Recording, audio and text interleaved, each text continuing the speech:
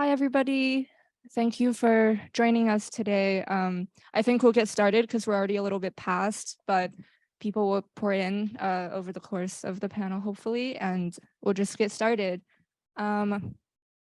So as you guys know, this panel, well, hopefully you guys know, this panel is about place and ethnicity and language. And I think a big through line is the human interaction with the environment. So in Alison's case, this is placemaking and what it means to stake a claim on a community or a neighborhood, and what it looks like when these placemaking efforts are in service of establishing an economic identity. In Alex's case, it's about looking at the human interaction with the environment through an ecolinguistics framework, looking at the different ways that languages can offer possibilities, but also limits at the same time to ways that we view our relationship with the natural world. And lastly, in Selin's case, this is looking at the aftermath of the American Empire and the new ways that it is exerting its influence in the Korean Peninsula, where there's a heavy American military presence. So without further ado, our first presentation is with Alison Oh. Welcome.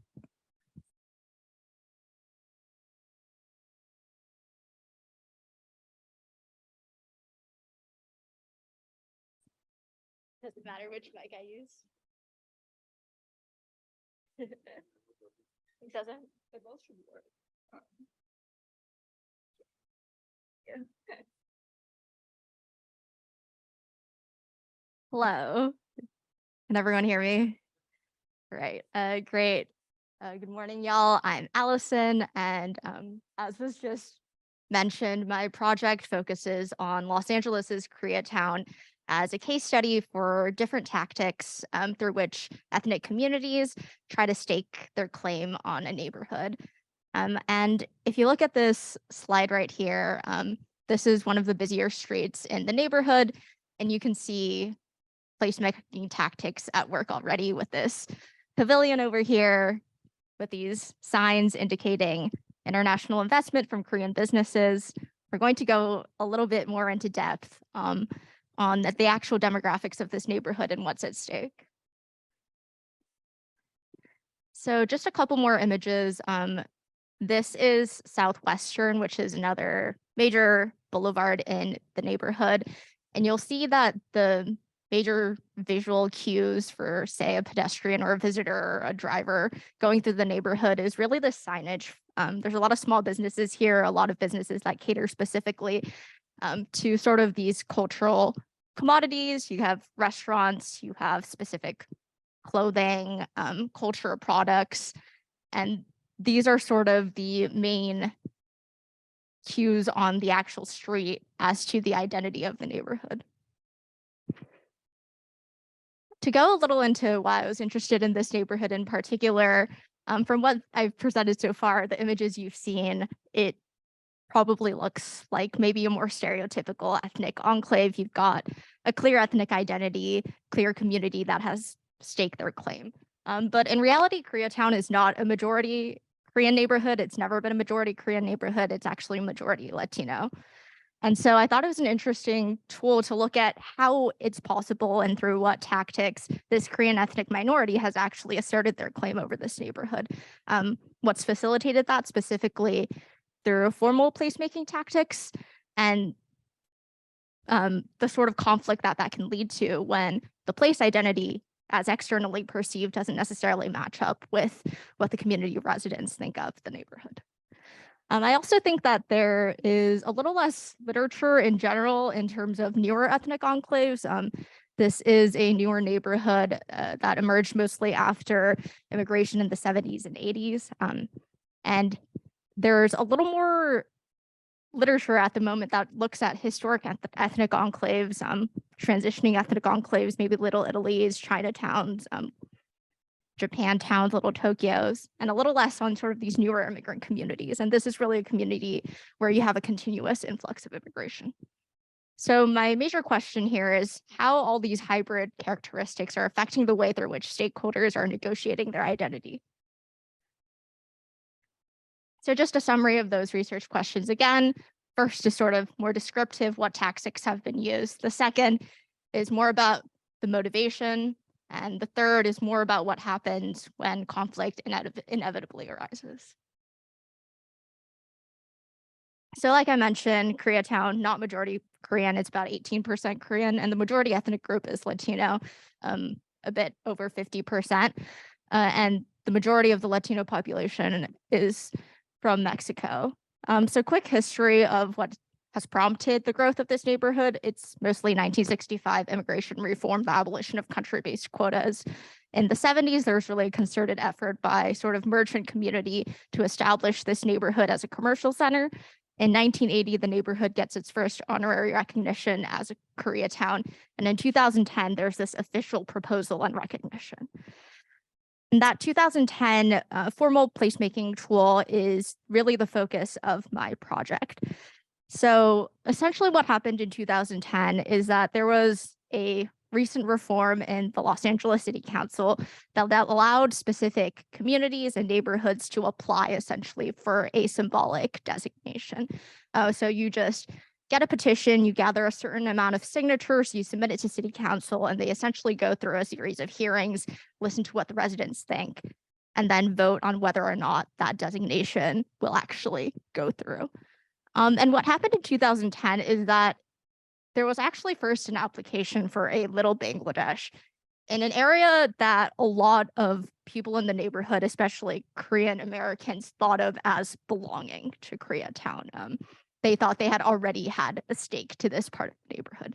So what happened after that petition for Little Bangladesh was filed is that immediately after this chamber of business that represented Korean Americans filed their own petition for their own designation for a Koreatown.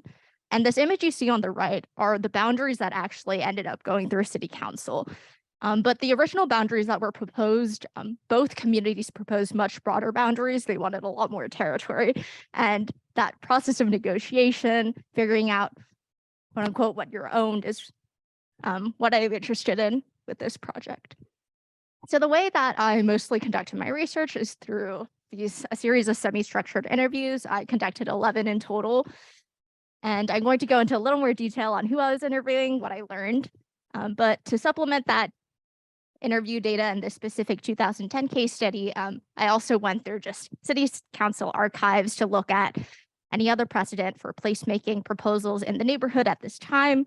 I identified 5 different discrete placemaking proposals and used those sort of as background research to compare and contrast what was happening. And one of those proposals was actually the Koreatown Pavilion Garden. It's marked right there at the bottom of the map. And it's also that Korean traditional style pagoda that you saw on the first slide, the title slide of this presentation. So some details on the interviews I actually conducted. I just sorted them into 4 broad categories: internal stakeholders, internal institutional representatives, and then the same for stakeholders and representatives external to the neighborhood.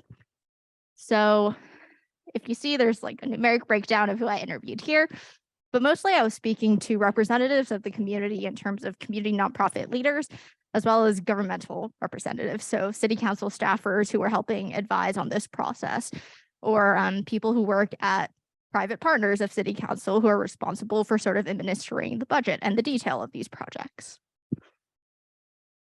And the way I used that raw data that I got from the interviews was through a series of qualitative coding. This is just one example of what I was coding for. The theme over here, motivations, what is motivating stakeholders to participate in this proposal.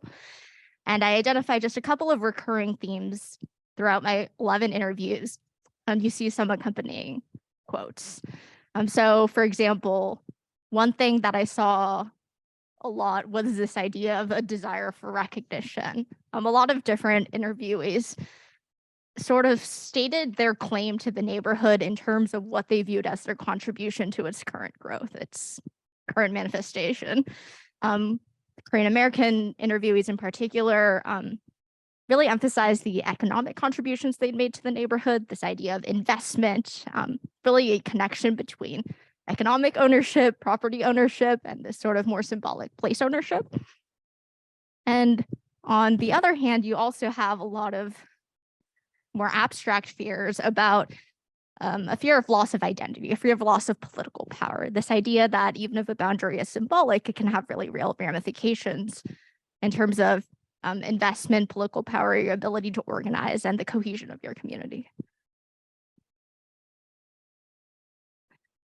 So based on those 11 interviews and some of my background research, essentially came up with 3 broad categories of findings. The first is that this process of boundary drawing can actually engender additional conflict.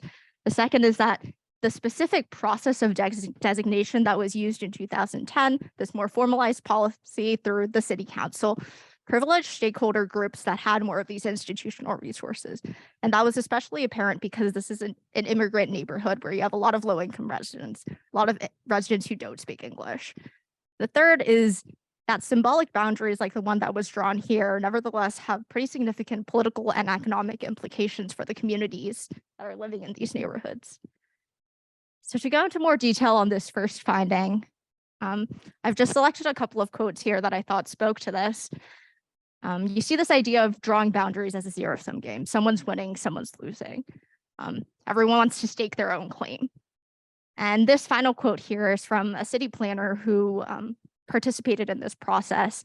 And I asked her, like, what would you change? What's your evaluation? And essentially her take is that the way we do it is flawed. The way we're doing it right now is sort of a curse because it's really based on this sort of administrative process where you submit a petition, you get signatures, you go through city council, and there's not actually a whole lot of institutionalized community input or broad range of support.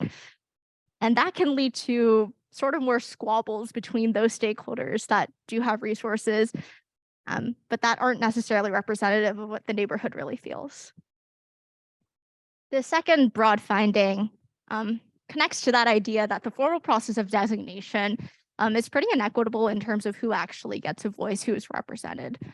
And I saw this connected a lot, especially to community leaders and nonprofits who are involved more in community organizing or political organizing efforts, where they say that the liaisons or the deputies who are in charge of surveying the neighborhood, surveying community members to get a sense of what their opinions are on these proposals when they're filed, generally don't have the skills, the resources, the tools necessary to really make those connections. In 2010, I had a lot of interviewees mention that the deputies who were in charge of surveying the neighborhood, none of them spoke Korean, none of them spoke Spanish. And so you have a community where the majority of the population either speak Spanish or Korean, and English is likely a second language or not a language that they have fluency in. And the deputies that are in charge of going out and talking to people and getting a sense of where they think their community starts, ends, what it involves, don't really have the language or the cultural skill set necessary to do that. And what I also heard is that this was sort of a feedback loop where deputies and electeds don't get that feedback, and so they don't change, and their same people get overlooked. And so instead, in that vacuum, what you get instead is that the people who do have those language skills, those cultural assets, that institutional knowledge are really overrepresented. And in this neighborhood in particular, that's a lot of people that we would think of as economic stakeholders, Chamber of Commerce, merchants, business owners, landowners, property owners that have that most visible presence on the street. And this third broad finding is really what ties this together. The idea that these boundaries, this 2010 boundary in particular, actually did have implications for the community. So I started this project and I knew that this boundary was symbolic. It wasn't really a boundary that was that it's not clearly demarcated. It's sort of a symbolic thing that was, you get a freeway sign, you get a street sign. But when I talked to people who were sort of involved in organizing efforts, political organizing afterwards, and planning efforts afterwards, they mentioned that these boundaries had pretty significant implications.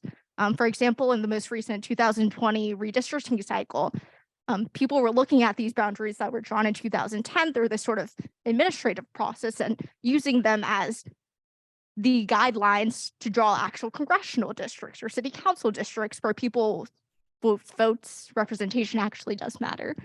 And there's this idea that that's an unfair deal, that the process that was used in 2010 wasn't inclusive, but now it's being perpetuated. And then most broadly, sort of big picture, I think thinking about what this adds to broader literature, I think you get the sense that economic stakeholders, people we think of as merchants more interested in the economic development of the neighborhood, are also invested in the symbolic image of the neighborhood, because that has real ramifications for their own growth or their own perception of their ability to attract investment.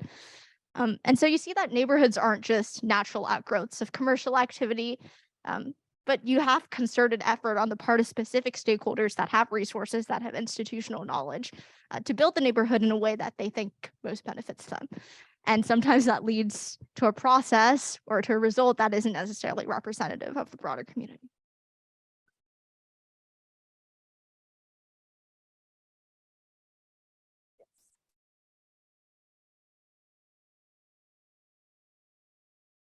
Great, thank you. We have time for one, maybe two questions. Any takers?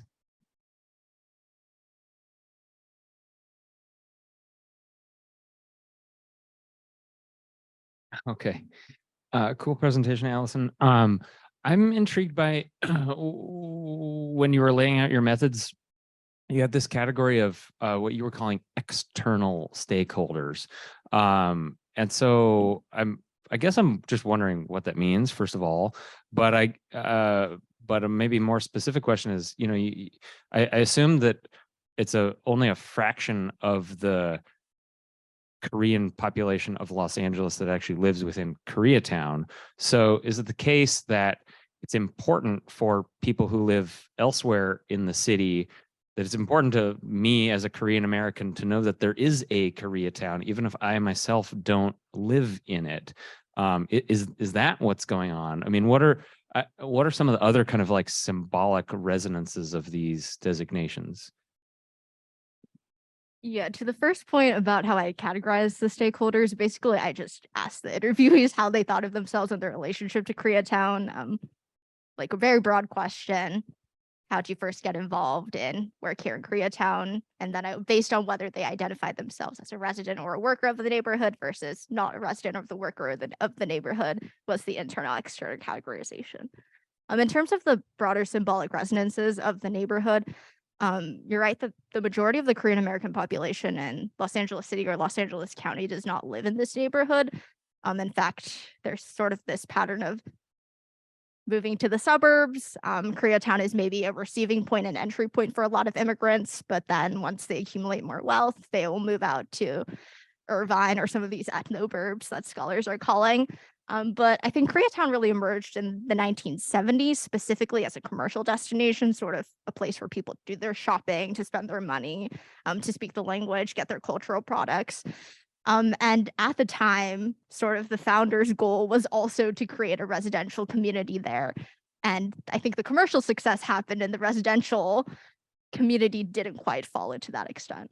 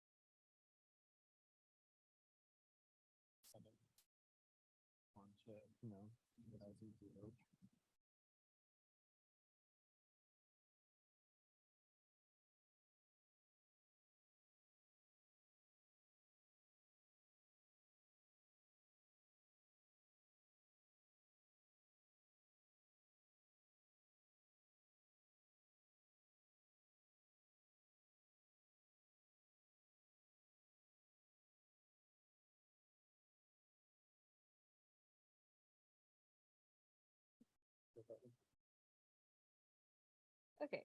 Hello. All right. I'm going to be talking about the role of language in the environmental movement and focusing on an ecolinguistics perspective. So what is ecolinguistics? Basically, it's a relatively new subfield of linguistics, and it's defined as the exploration of the role of language in the life-sustaining interactions of humans, other species, and the physical environment. So this field builds on the ideas of the linguistic relativity hypothesis, which basically postulates that language structures are a shaper of ideas and a definer of experience. So thought and lived experience is confined within the structure of one's native language. Ecolinguistics builds off of that and stretches it into a more tangible ecological context. So it focuses on the social and physical aspects of ecology and how they're impacted by language. Basically, it looks at how the language that people speak influences and defines their perception of and interaction with the environment. So there are two general objectives of ecolinguistics. The first is to develop a collective ideology that human societies function as a part of a larger ecosystem, not separately. And then the second is to explore the ways in which language scholarship can be used in addressing like fundamental ecological issues. A lot of previous ecolinguistics research has been done focusing on English, and my research brings Spanish into that discussion. So why did I choose to do this topic and what problems does it address? First of all, it addresses the interdisciplinary aspect of the environmental crisis that is ongoing, and it looks more into interdisciplinary ways of approaching solutions to that. And it also looks at a couple of different pervasive ideologies about the environment. One, that the perception of humans as separate from the natural world, and also more apathetic and consumerist frameworks towards the environment. And I think these are all really important things to think about. And my main research questions are, one, does the Spanish language's structure and use in comparison to English produce a different ecological framework or story? My sub-question, which is a little more theoretical, is can this framework have implications in the overarching environmental movement? And then my third question, which is even more theoretical, is can language be used to shift attitudes towards environmental issues and influence social action? My research doesn't directly address all of these questions, but it helps to inform potential answers to them. So I'm going to talk a little bit more about the conceptual framework. As I mentioned before, the linguistic relativity hypothesis is really important in this research. It suggests that language influences thought. And then multilingualism is an important side note, because as the world becomes more bilingual, thinking about how language impacts development becomes more important. And when we're talking about multilingualism, the claim that each distinct language creates a different framework becomes a little more complicated, and questions arise about how different frameworks perhaps interact or overlap in one mind come to the forefront. And so this is sort of outside the scope of my research, but I think it is interesting and would be advantageous to continue to research. There has been some controversy about the linguistic relativity hypothesis. It is still a hypothesis, and this has to do with questions of to what extent does language define people's experience or attitudes towards reality? And also cognitive development remains something that continues to be studied. We don't know a lot about the brain. These are super important questions and things to discuss, but there have been a lot of methodological studies about languages around the world that continue to contribute to this general hypothesis, and that is what I'm also contributing.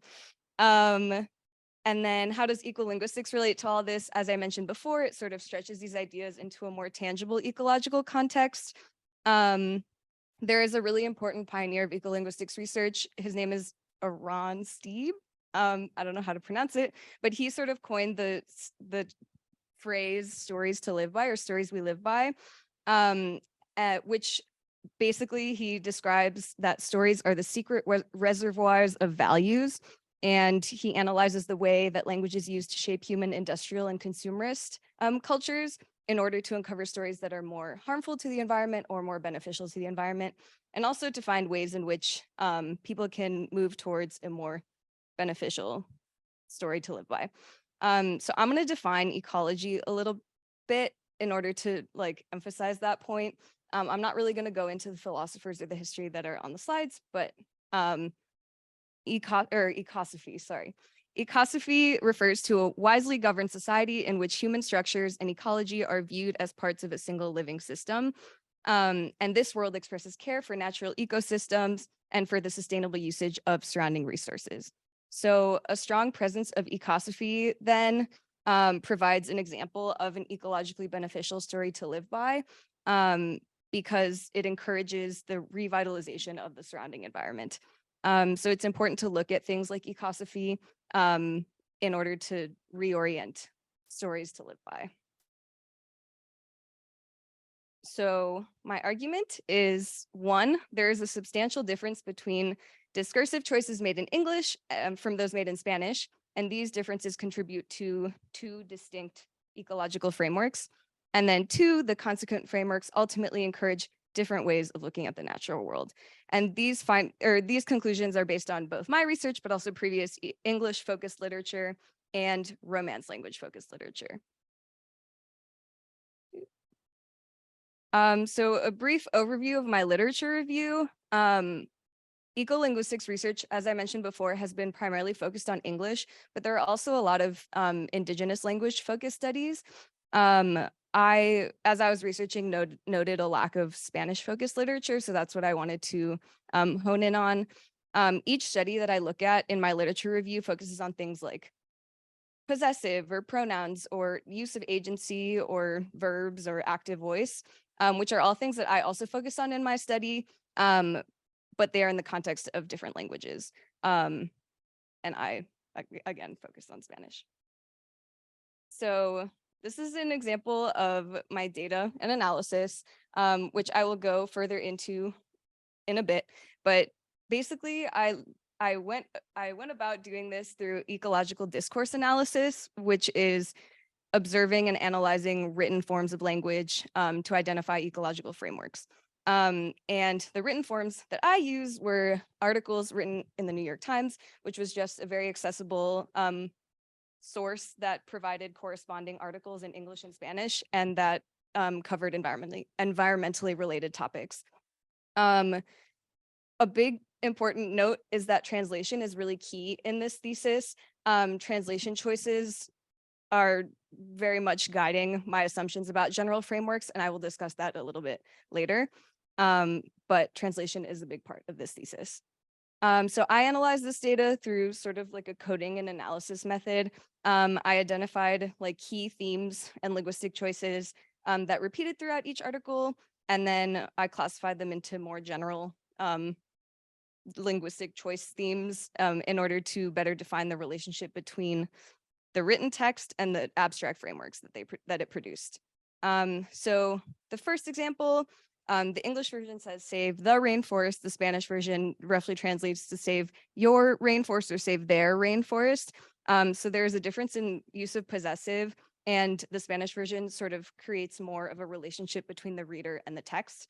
The second example is thin out forests versus devastate forests. So there is a greater sense of urgency and the stakes are higher in the Spanish version. And then the third example deals with agency. So the English version says devastating wildfires killed or displaced communities or people. And the Spanish version says devastating wildfires like are the context in which people were killed or displaced. And so the English version just sort of assigns more agency to the natural environment for like causing these things. So my conclusions are, one, that Spanish and English produce different ecological frameworks. Two, Spanish linguistic choices often seem more ecologically beneficial. And what I mean by that is in the scope of this study, English and Spanish definitely differ a lot in their use of like agency, urgency, and also use of pronouns.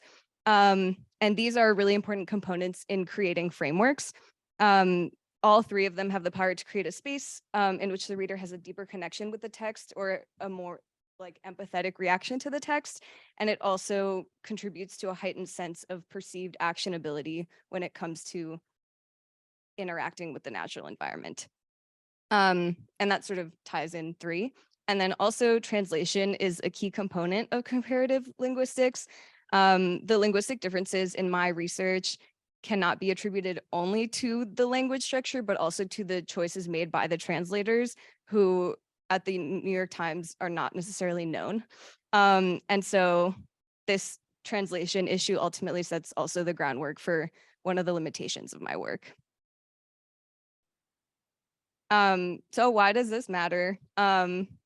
My research is not necessarily generalizable to a more general like Spanish ecolinguistics framework, but it contributes to further research opportunities to like study other types of literature, for example, like books, or I don't know, a lot of other things. And so it also like contributes to further research opportunities about language use in the broader context of the climate crisis, and can use the knowledge of understanding frameworks through which people view the world to integrate within like different educational contexts or messaging, or also to use in social action in the future. That's it. Thank you.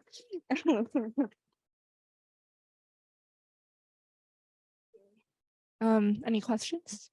Any Spanish speakers in the audience?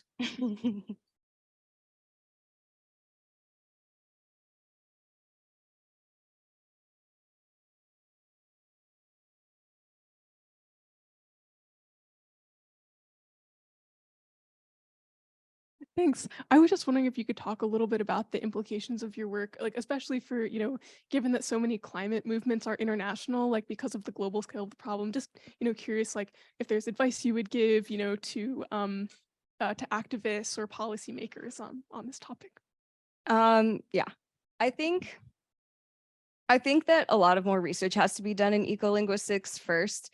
Initially, when I was going about doing this project, I thought it was like such a big thing, and that the findings of my research would mean so much because it would explain why people think certain things. But I think that that's a jump that needs to be studied more. I think ultimately I agree with this hypothesis, and I think that language does play a really important role in like shaping people's reality. And I think after more research has been done, this can be used. I think there will just be more focus on like how people phrase things in the environmental movement, or like how policymakers engage with different like language audiences. I don't know if I have specific advice for them, but I think it's a really important subfield of linguistics that needs to be further explored. Yeah. Anyone else? I guess, can you tell us a little bit more about your methodologies, and sort of, did you encounter any difficulties when you're conducting this research? Because I think that's always a valuable question to ask, and just for you to share your experience for future researchers. Yeah, I think methodology was difficult primarily because of the translation issue. I don't have much background in linguistics, and so this is honestly less of a linguistics focused study and more of a like translation focused study. And because like the New York Times, the way that the website described how they do translation is they like go through two forms of translation. So two native speakers of Spanish from different Spanish speaking areas will like review the article and make sure that it's like accessible to different audiences of language speakers in Spanish. And so I think the anonymity of these translators is something that is a loss for my research, because I lose important context, like their backgrounds, their relationship to the environment. Like I don't really know why they made the translation choices that they did. And so I think that that is something that further research and like also a wider scope could really be helpful with. But I think that was my primary issue. Yeah. That makes a lot of sense. Thank you. Thank you, Alex. We have Selin next.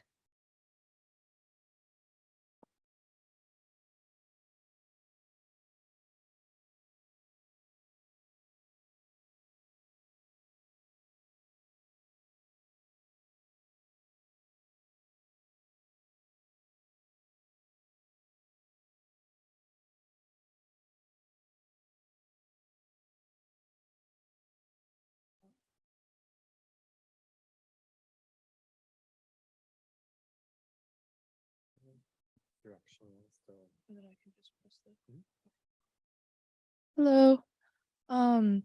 Yeah, I'll be sharing a bit about a series of protests that were happening in Pyeongtaek, which is a small village, Pyeongtaek and also Daechuri. They're small villages right next to each other in Korea in about the mid 2000s, early to mid 2000s.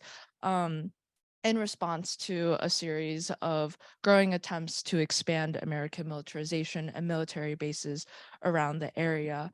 And all of this in an attempt to sort of explore and think about different ways that people, especially Korean farmers in the region, have conceptualized and then also related to the natural environment. I wanted to start this exploration. Is it okay if I don't use the mic? Okay, just kidding. With this picture right here, which was from one of the major protests. We're situated in one of the farms in Pyeongtaek, just in an open field, and we see this writing here in fire that reads 올해도 농사 짓자, which translates to let's farm again this year. And there are a couple things in this picture that I wanted to bring to the forefront of our minds. First, it centers this role of the farmer and their specific relationship to the natural environment, one that is mediated through the labor of farming, and how that can become a tool that is then asserted within the practice of dissent and protest. In addition to that, I think the image itself offers a sense of affect that can only be captured in a picture and not as well translated in a piece of text. For me, I'm drawn to the sense of motion and violence that we see in the fire. And there's definitely a lot of like dramatization that's going on with the photographer's choice to use to show this picture in black and white. But all of that consolidated what the concept of a farming body offers to this question of protest and militarization, and what a photo specifically can offer to this conversation is what has guided me throughout this entire process of research in trying to explain, put some words to this question of how an increasing American militarization presence on the Korean Peninsula transformed the ways that Korean farmers understood the natural environment. Before I kind of get into the meat of it all, I wanted to speak on some of the methods that I was using in order to answer this question. Because of my own limited language fluency and then also just a personal interest in trying to explore some non-textual sources, that's sort of where my interest in using visual data and photographs came from. And also this idea that photos can provide a sense of information and data specifically as it relates to something visceral that text might not be able to do. And so in order to do that, I was using a lot of blogs that were documenting a lot of the protests at that time. This is one of the most extensive, one of the most thorough ones that have been put together by the largest coalition of protesters and farmers that were involved in the series of protests. And so we have a lot of images. There are different tabs on the screen that show some more like text heavy captions, and then also just like blog posts and entries about sort of what's going on. I think this idea of a more organic or homemade archive that was sort of built from the bottom up was something that really stuck with me throughout the process of looking for sources to work with. And so all these images, I was like filing through, not just this post, but other blogs that were put together by more or less organized groups of protesters. I was filing through these images to start to put together a narrative of what was going on in Pyeongtaek. And so Pyeongtaek is home to Camp Humphreys, is the name of the American military base. And this is the largest American military base that exists overseas. And it's one point in a network of a lot of other military bases in East Asia specifically. There are over 100 bases in Korea alone. And a lot of that we can begin to trace the story of American militarization on the peninsula after the Korean War and the implementation of the 38th parallel. But since then, the presence just growing and growing and growing to the point where Pyeongtaek, as I mentioned, is the largest overseas military base, and this was as a result of consolidating several other military bases that had existed on different parts of the peninsula. And the largest of these consolidation acts happened in the early 2000s, and that's when there was the most amount of momentum within farmers that lived in the region, also protesters who had been doing work in various bases all across the peninsula, but also on an international level. Enough momentum to gather around to a point where there was enough international recognition to keep track of what was going on. Some of the concepts that I wanted to explore in my search through these images was this idea that farmers are understanding the natural world through embodied relationships. And these are relationships that are mediated by both individual and collective bodies. And more importantly, the transformation of these relationships were brought on by American militarization can be characterized by violence. So we'll explore some of these larger concepts together. The first is this idea of like an individual body, and specifically an individual farming body. So this image on the left was posted more recently on sort of a community blog. This was way after the protest has sort of died down. And you can kind of see the details here, but you have needles sticking out here. The caption is describing one of the residents in the village who's receiving acupuncture. And I thought this image was super striking because it's a really clear example of not just an example, but more a reminder of the ways that farming takes literally a toll on the body, and that becomes expressed through these moments of injury or moments of harm that require some form of healing. We see a sort of parallel in this image on the right here. So this image on the right was from one of the most violent days of protest within the series of like 2000 to 2006. The day is generally referred to Hwangseul, and so this is when thousands of Korean police officers and paramilitary agents were sent into the region to essentially destruct a lot of the farming infrastructure that had existed in the area as a means to encroach on the space. And the caption just describes one of the farmers who were involved in that really intense moment sort of fainting over. And when we put the two images together, I think it's a really powerful reminder of the way that it's not just any individual body that is at the question of these protests, but specifically a farming body that has known the land and cultivated a relationship with the land through the practice of laboring and growing food on it. But it's not just individual bodies. I was interested in the way that the individual was then expanded into this idea of the collective. And so a lot of themes that were coming up here, themes that were extracted from looking at the ways that the protests were talked about, some of the chants that were really prevalent throughout a lot of the actions, is this concept of scale, and just thinking about how yeah, all these entities, whether they're literally people or green onions that we see on the right side, how it expands a size far larger than any one individual person can reach. And then also the sense of order or rules that are that have originated from the community itself.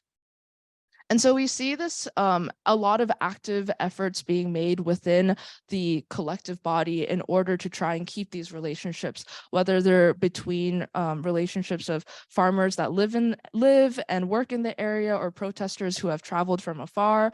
I think something that definitely caught my attention was relationships that were being built between intergenerational entities, and a lot of intentional work to document all of this process in order to make sure that this body, not an individual body, but a collective body, doesn't just span space, but also time.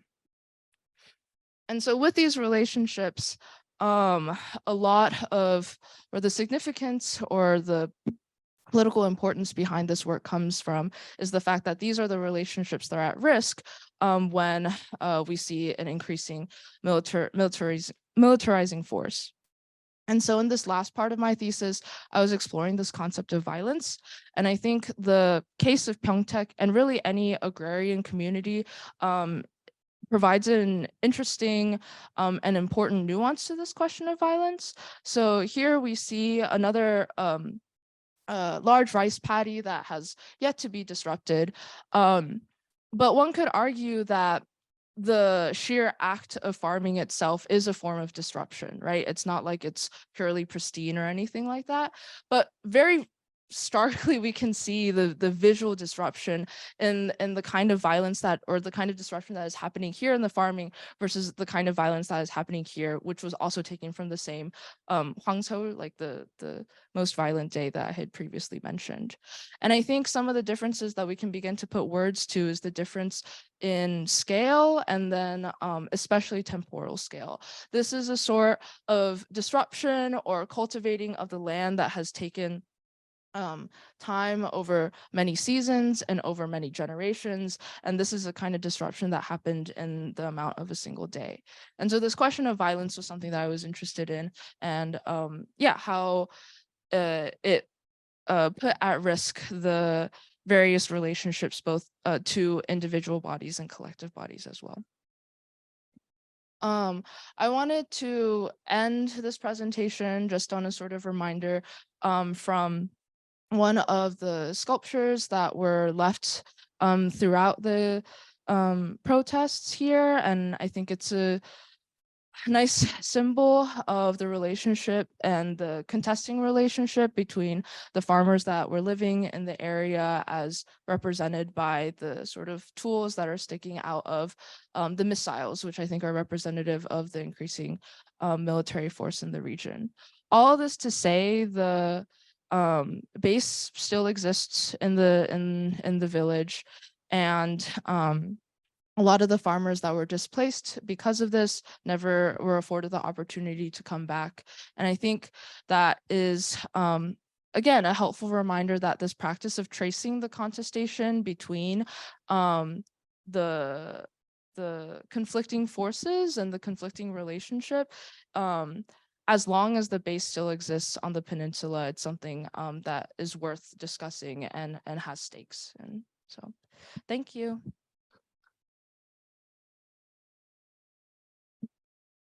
Questions, comments?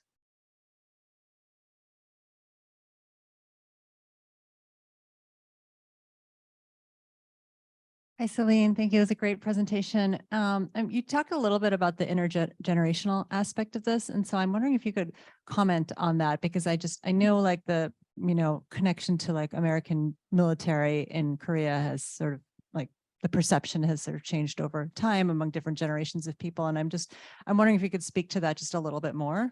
Sure. The most prevalent thing that was coming to mind as I was looking through all these blog posts and all these pictures was this like phrase like, don't forget what happened in Daechuri, don't forget what happened in Pyeongtaek. And a lot of that was translated into, like really diligent work in trying to document everything that was happening, whether that be in something digital or like there's this beautiful museum that exists in Pyeongtaek as well.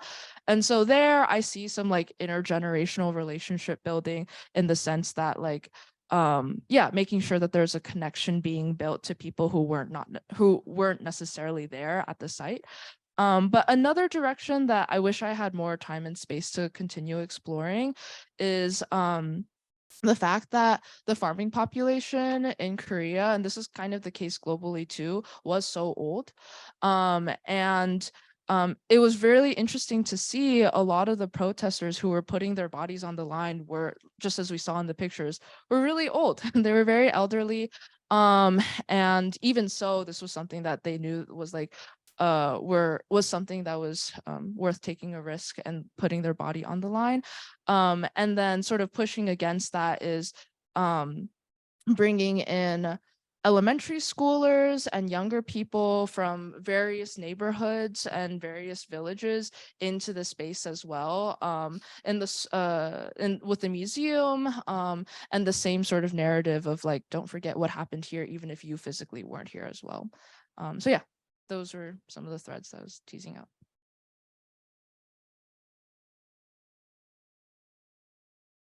Other questions?